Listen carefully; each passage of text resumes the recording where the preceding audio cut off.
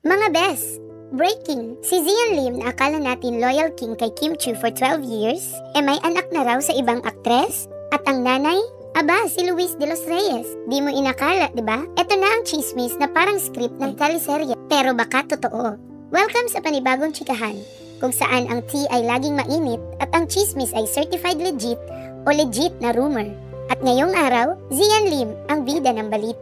Oo, si Zian na boy next door, na forever love interest ni Kim Chiu sa mata ng maraming fans. Pero ayon sa isang kumakalat na article, hindi lang pala pang screen ang drama ni Zian. Kasi ang balita, may anak na raw siya. At ang nakakagulat, hindi kay Kim Chiu ang baby, hindi rin kay Iris Lee, kundi kay Luis de los Reyes. Kung may popcorn ka dyan, i-ready mo na bes. Matagal na rin tayong nasanay sa tambalang Kim C, Kim Chiu at Zian Lim. Lahat tayo kinilig sa mga teleserye nila, sa mall shows, sa interviews at sa kanilang real-life relationship na inabot ng 12 taon. Grabe, halos isang dekada at kalahati. Pero noong 2023, boom! Confirmed ang breakup. Tahimik silang naghiwalay at parang walang issue. After that, medyo nagulat pa nga ang iba na si Zian ay nakitang kadate na ang film producer na si Iris Lee. Kaya kala ng lahat, okay na. Move on na. New girl, new chapter. Pero teka lang, biglang lumitaw ang balitang hindi lang si Iris ang dumaan sa buhay ni Zian. Meron pa pala si Luis de los Reyes. Kilala rin nating lahat to bilang dating kapuso actress at leading lady ng maraming teleserye. Ayon sa article mula sa newsler.com, nagkaroon raw ng relasyon sina Zian at Luis. At hindi lang simpleng relasyon. Nagbunga raw ito ng isang anak. Gulat ka, no?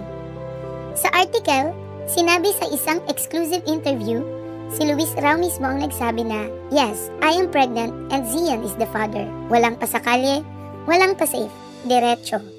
At dagdag pa ng source, sinabi rin daw ni Zian sa isang social media post, "This is a new chapter in our lives and I'm ready to take responsibility.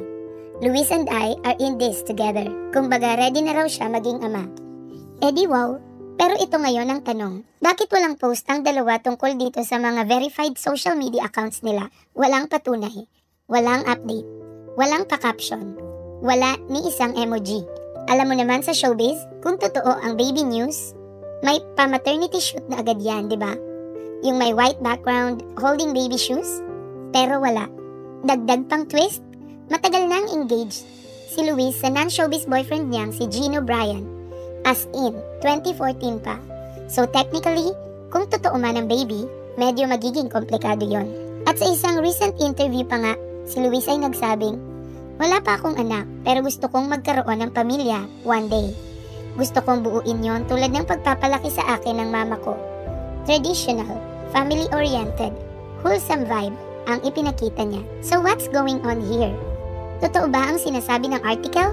Baka naman fake news lang talaga to, gawa ng bored na Marites writer, or baka may katotohanan, pero pilit nilang tinatago for privacy? Isa pang hirit ng netizens, kung fake, ba't hindi nila dinideny? Well, may mga artista kasi na ang style, dead ma. Walang pahayag, walang energy para pansinin ang mga chismis.